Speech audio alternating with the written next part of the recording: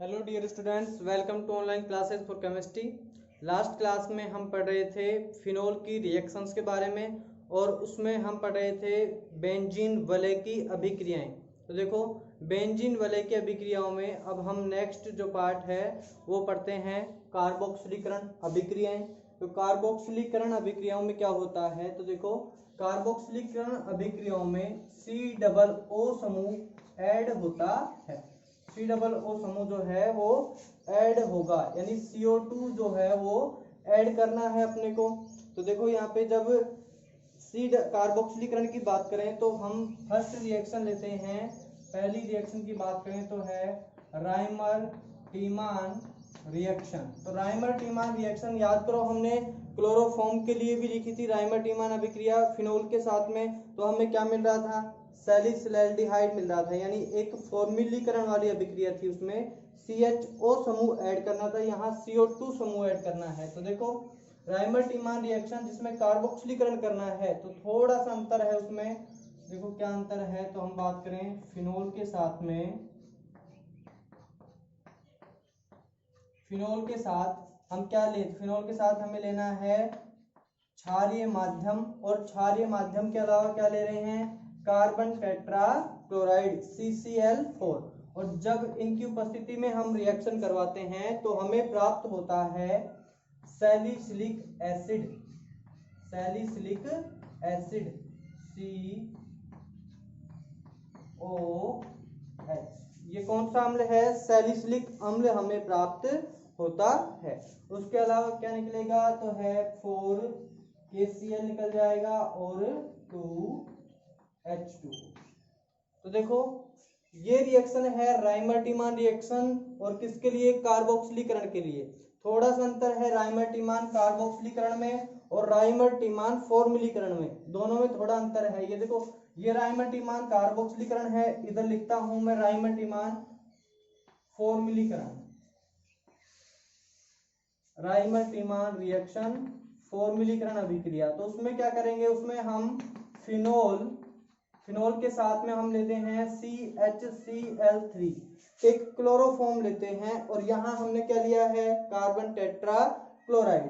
तो यहाँ जब क्लोरोफॉर्म लेते हैं KOH माध्यम में, क्षारीय माध्यम में, तो हमें प्राप्त होता है फिनोल के साथ CHO समूह, इसे बोलते हैं सैलिसिलैल्डिहाइड, सैलिसिलैल्डिहाइड, और ये है सैलिसिलिक अम्ल, सैलिसिलिक अम्ल। तो देखो दोनों में अंतर है, थोड़ा सा याद रखें। राइमर टीमान रिएक्शन में सैलिसिलैल्डिहाइड भी बनता है और राइमर टीमान रिएक्शन में सैलिसिलिक अम्ल भी बनता है। बस अंतर होता है कि हम क्या यूज कर रहे हैं, CCl4 यूज करें। तो CCl4 में तो हमें COOH ऐड करना है ऑर्थो पोजीशन पे, याद रखें। और यदि हम CHCl3 काम में ले रहे हैं तो वहां हमें CHO समूह ऐड करना है ऑर्थो पोजीशन पे। तो ये जो अंतर है ये हमने याद कर लिया, तो राइमर टीमान रिएक्शन में कोई प्रॉब्लम नहीं आएगी। राइमर टीमान रिएक्शन कार्बोक्सिलीकरण के लिए भी होती है और फॉर्म्युलीकरण के लिए भी होती है, दोनों के लिए है, तो इसलिए इसमें कंफ्यूज ना हो। अब नेक्स्ट है कार्बोक्सिलीकरण के लिए नेक्स्ट अभिक्रिया है कोल्बे स्मिट अभिक्रिया। तो कोल्बे स्मिट अभिक्रिया में क्या होता है, देखो कोल्बे स्मिट अभिक्रिया,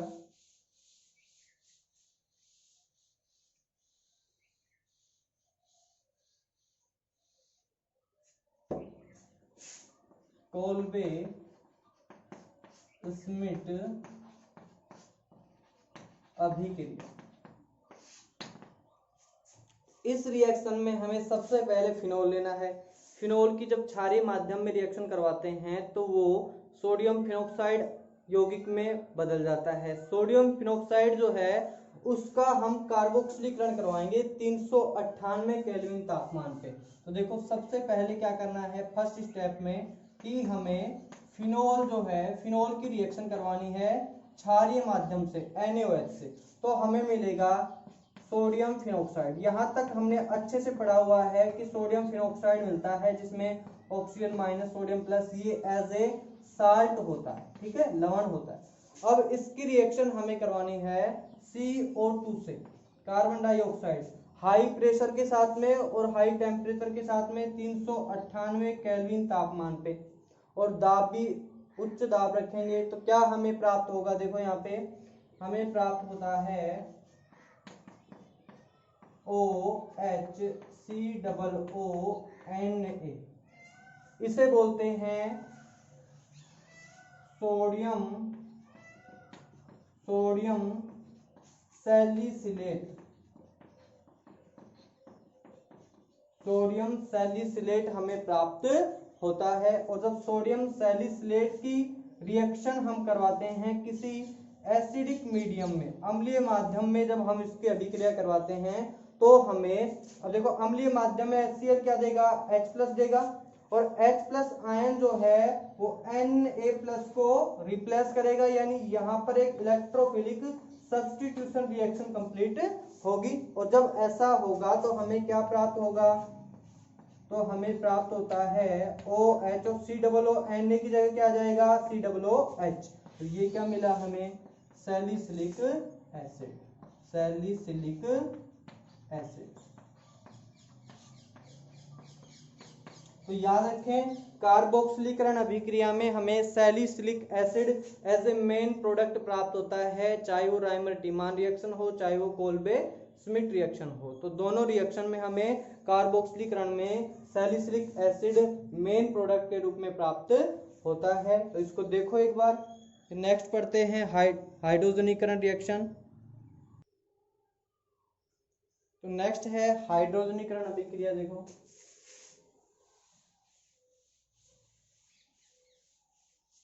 बेंजीन वाले की लास्ट रिएक्शन जो है वो है हाइड्रोजनीकरण।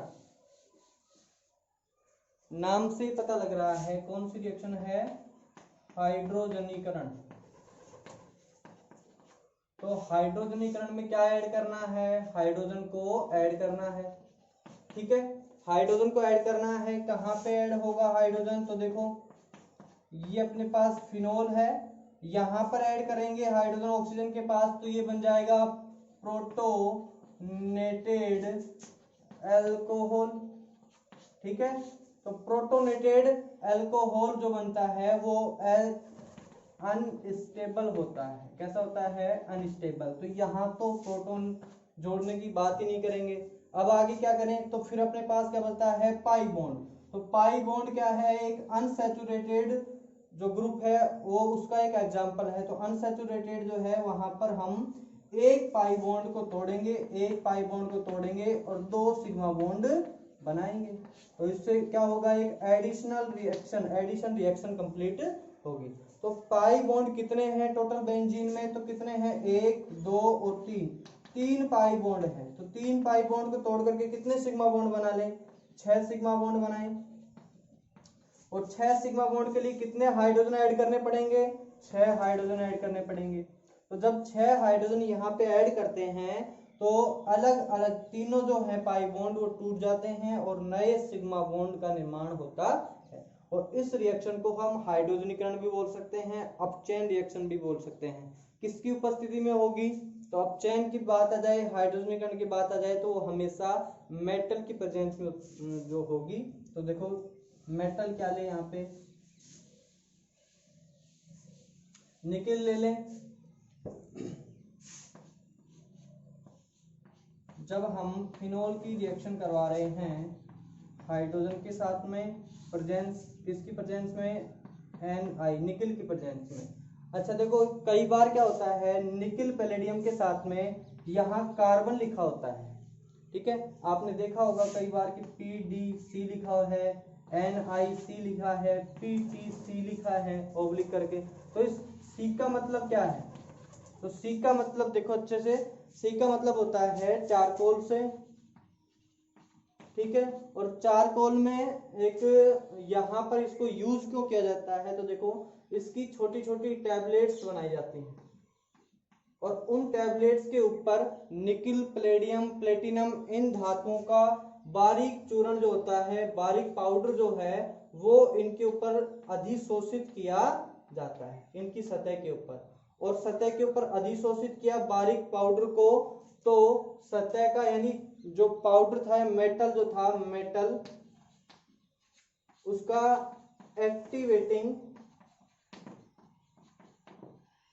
एरिया बढ़ जाता है, क्रिया करने का जो क्षेत्र है वो बढ़ जाता है। तो आपने पढ़ा भी होगा, आप आगे भी केमिकल काइनेटिक्स में पढ़ोगे कि अभिक्रिया का वेग क्रियाकारक का जो संगठन है उस पर भी निर्भर करता है, और क्रियाकारक के अणुओं का आकार जो है उस पर भी निर्भर करता है। तो अणुओं का आकार अगर छोटा है तो अभिक्रिया का वेग अधिक होगा, क्योंकि उसका जो एक्टिवेटिंग एरिया है, सरफेस एरिया है, वो बढ़ जाता है। इस कारण ऐसा होता है। इसलिए रिएक्शन को तेज कंप्लीट करवाने के लिए, फास्ट करवाने के लिए हम यहाँ पे चारकोल की टैबलेट्स, छोटी छोटी गोलियां यूज करते हैं जिसके ऊपर मेटल का पाउडर लगा हुआ होता है। तो देखो अब आगे हम क्या करें इसमें, तो प्रोडक्ट हमारा क्या बनता है। जब हम अपचयन करवाते हैं तो सभी पाई बॉन्ड टूटेंगे और OH हमें मिलेगा। अब पाई बॉन्ड टूट गए, पाई बॉन्ड के बिना जो 6 मेंबर रिंग है उसे क्या बोलेंगे, तो इसके लिए हम क्या लेते हैं, 6 कार्बन के लिए हेक्स, ठीक है। और रिंग जो है, रिंग सर्किल के लिए क्या बोलते हैं, साइक्लोहेक्स हो गया। अब साइक्लोहेक्सेन सिंगल बॉन्ड है, हेक्सेन, ठीक।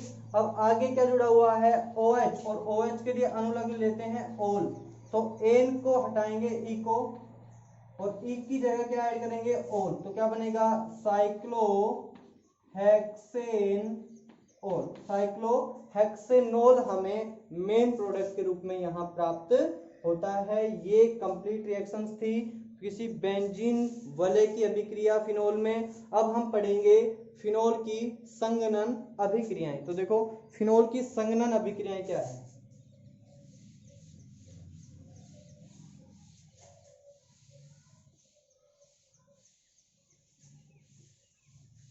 तो नेक्स्ट है फिनोल की संघनन अभिक्रियाएं। देखो फर्स्ट है अपने पास संघनन अभिक्रियाएं।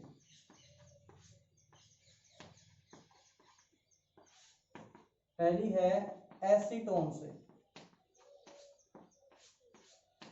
किससे, एसीटोन से रिएक्शन कैसे करवाएं। तो देखो एसीटोन से रिएक्शन कैसे करवानी है, तो एसीटोन जो है उसका सूत्र है अपने पास CH3COCH3, ये होता है एसीटोन का सूत्र। एक कार्बोनिल कंपाउंड जिसमें दोनों तरफ मेथिल समूह जुड़े हुए हैं उसे हम क्या बोलते हैं, एसीटोन, कीटोन समूह का है। अब देखो आगे हम बात करें तो एसीटोन की रिएक्शन किसी फिनोल के साथ में करवाते हैं तो वो अभिक्रिया एक संघनन अभिक्रिया कहलाती है। तो देखो फिनोल है, फिनोल को हम ऐसे भी लिख सकते हैं, ठीक है। इसी तरीके से एसीटोन है तो एसीटोन को कुछ इस तरीके से लिख दें।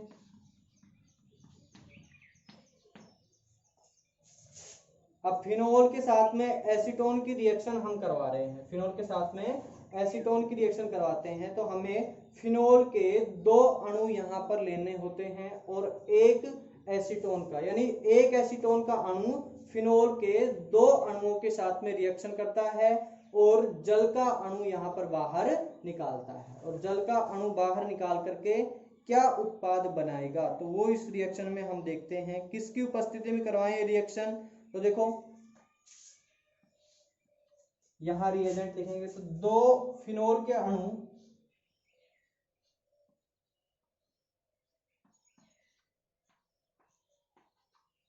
एक एसीटोन के साथ रिएक्शन कर रहे हैं, तो यहां हम यूज करते हैं कंसंट्रेट H2SO4। और अब तो बताने की जरूरत नहीं है कि कंसंट्रेट H2SO4 लिया है तो यौगिक में से क्या बाहर निकलेगा, तो यहां से क्या निकलेगा, H2O। याद रखना कंसंट्रेट H2SO4 क्या निकालता है, जल को निकालता है, और जब जल बाहर निकलेगा तो 2 हाइड्रोजन पैरा पोजीशन से और 1 ऑक्सीजन एसीटोन से निकलेगा, तो क्या मिलेगा हमें, यहाँ कार्बन की 2 वैलेंसी खाली हैं, यहाँ से जो बेंजीन की कार्बन है इस पैरा पोजीशन से कौन जुड़ेगा, एसीटोन वाला कार्बन, और यहाँ से भी एसीटोन वाला कार्बन, यानी यहाँ इस तरीके से बॉन्डिंग होगी एक H2O का अणु बाहर निकलने के बाद में। तो यहाँ हम इस प्रोडक्ट को भी लिख सकते हैं सीधा, तो आगे लिखें, देखो क्या बनेगा, तो C ये OH है, OH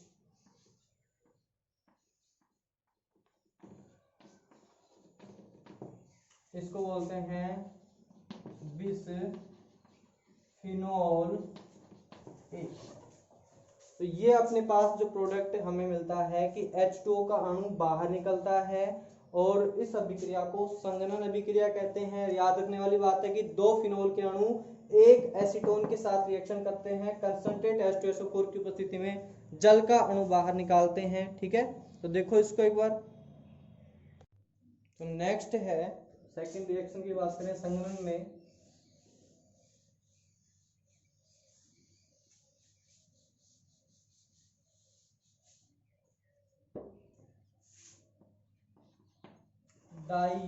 बेंजीन डाई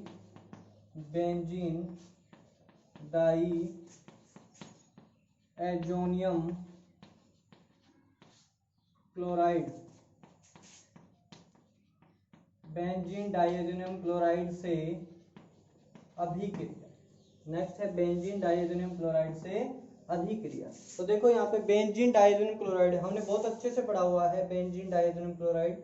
तो यहाँ हम बात करते हैं बेंजीन डाइएजोनियम क्लोराइड की, तो यहाँ फिनोल लिख दें, फिनोल की पैरा पोजीशन से हाइड्रोजन, साथ में N2, तो बेंजीन डाइएजोनियम क्लोराइड और क्या है फिनोल, इन दोनों की आपस में अभिक्रिया करवाते हैं। तो याद रखो संघनन अभिक्रियाओं में, लगभग सभी संघनन अभिक्रियाओं में हम फिनोल की पैरा पोजीशन से हाइड्रोजन को निकालते हैं। तो याद रखना संघनन अभिक्रियाओं में हम फिनोल की पैरा पोजीशन से हाइड्रोजन निकालते हैं। और अब साथ में क्या लेते हैं, यहाँ पे क्लोरीन यानी एक HCl का अणु बाहर निकालेंगे और N2 की बॉन्डिंग कार्बन के साथ में होगी। तो क्या मिलेगा हमें, तो देखो -HCl बाहर निकल रहा है और एक एचो कंपाउंड हमें मिलता है, OH हो गया, N डबल बॉन्ड N। तो इसका पूरा नाम क्या लिखें, तो देखो पैरा पोजीशन पे, इस ग्रुप से पैरा पोजीशन पे कौन है, OH हाइड्रोक्सी समूह, और इसको क्या बोलते हैं, एजो। तो इसको क्या बोलेंगे, टोटल कंपाउंड का नाम होगा एजो बेंजीन, पैरा पोजीशन पे हाइड्रोक्सी, तो क्या नाम होगा, पैरा हाइड्रोक्सी एजो बेंजीन। तो पैरा हाइड्रोक्सी एजोबेंजीन का निर्माण यहाँ पे होता है, HCl का अणु बाहर निकलता है। नेक्स्ट इस रिएक्शन के बाद हम पढ़ते हैं थर्ड में क्या है, थैलिक एनहाइड्राइड से अभिक्रिया, थैलिक एनहाइड्राइड से अभिक्रिया।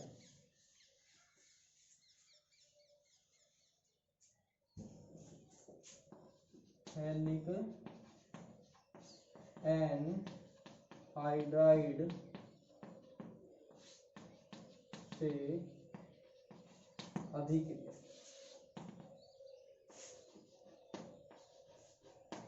थैलिक एनहाइड्राइड से अभिक्रिया, फिनोल की रिएक्शंस में आप थैलिक एनहाइड्राइड से रिएक्शन को जरूर पढ़ें, इसको छोड़े नहीं, क्योंकि सबसे इंपॉर्टेंट रिएक्शन फिनोल में थैलिक एनहाइड्राइड की है।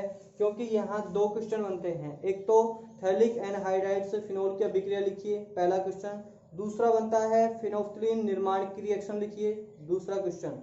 और इसके अलावा भी एक छोटा क्वेश्चन पूछ सकते हैं कि फिनोफ्थलीन सूचक की का संरचना सूत्र लिखिए, तो उसमें हमें इसको छोड़ना नहीं है, अच्छे से पढ़ना है, मोस्ट इंपोर्टेंट है थैलिक एनहाइड्राइड से। तो देखो थैलिक एनहाइड्राइड क्या होता है, पहले ये देखते हैं।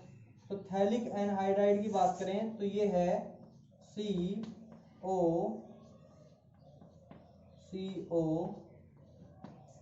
यानी यहाँ पे जो एनहाइड्राइड समूह है, कार्बोनिल के बीच में ऑक्सीजन जो है इसे एनहाइड्राइड बोलते हैं। तो थैलिक एनहाइड्राइड इसका पूरा नाम हो गया। देखो अच्छे से यहाँ पे हम बात करें तो साइड में लिखता हूँ मैं COO। इस समूह को क्या बोलते हैं? एनहाइड्राइड बोलते हैं। और इसको बेंजीन के साथ में जोड़ दिया तो क्या नाम हो गया? Phthalic anhydride. अब थैलिक एनहाइड्राइड की रिएक्शन हम किससे करवा रहे हैं? फिनोल से। तो फिनोल से जब रिएक्शन करवाते हैं तो मैंने कहा है कि पैरा पोजीशन का हाइड्रोजन निकालना है। कौन सा निकालना है? पैरा पोजीशन का। तो पैरा पोजीशन पे हाइड्रोजन है फिनोल में OH। उसके अलावा अब OH निकालना नहीं, अपने को H2O निकालना है। तो हम फिनोल के यहाँ पर कितने अणु रिएक्शन करते हैं? तो फिनोल के 2 अणु यहाँ पर रिएक्शन करते हैं एक थैलिक एनहाइड्राइड से। याद रखना, फिनोल के 2 अणु थैलिक एनहाइड्राइड का 1 अणु रिएक्शन करके H2O के अणु को बाहर निकालते हैं। और ऐसा किसकी उपस्थिति में हो रहा है? जल निकल रहा है। इसका मतलब क्या लिया है? Concentrate H2SO4 -H2। कोई भी ऐसा जो निर्जलीकारक रिएजेंट हो वो यहाँ पे काम में ले सकते हैं। अब हम आगे क्या बताएं? देखो क्या बनता है? बेंजीन वलय, और बेंजीन वलय के साथ में कार्बोनिल समूह था, ठीक है। डबल बॉन्ड O के साथ में यहाँ जुड़ा हुआ है। अब देखो यहाँ H2O का अणु बाहर निकला है, तो हम आगे क्या लिखें? तो कार्बन के साथ में 2 बेंजीन वलय यहाँ जुड़ती है। कार्बन के साथ में 2 बेंजीन वलय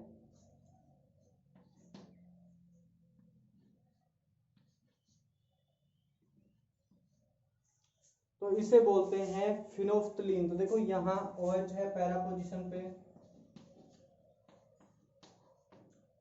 ये जो टोटल संरचना हमें प्राप्त हुई है जल का अणु बाहर निकालने के बाद में, इसे बोलते हैं फिनोफ्थलीन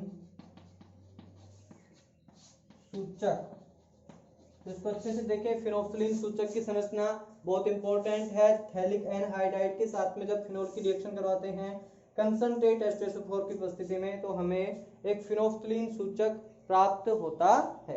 अब फिनोफ्थलीन सूचक हमें प्राप्त हुआ है। नेक्स्ट रिएक्शन इसके अलावा हम क्या पढ़ते हैं? Phthalic anhydride.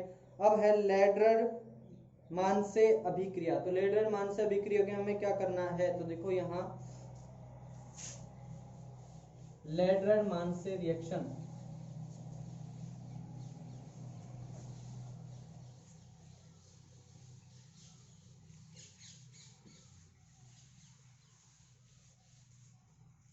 लेड्रर-मानसे अभिक्रिया। तो इस अभिक्रिया में हम किसी फिनोल की अभिक्रिया हम करवाते हैं एल्डिहाइड के साथ में, और एल्डिहाइड के रूप में हम लेते हैं फॉर्मल्डिहाइड, और इससे हमें ऑर्थो हाइड्रोक्सी या पैरा हाइड्रोक्सी बेंजिल अल्कोहल प्राप्त होता है। तो ऑर्थो हाइड्रोक्सी या पैरा हाइड्रोक्सी बेंजिल अल्कोहल। देखो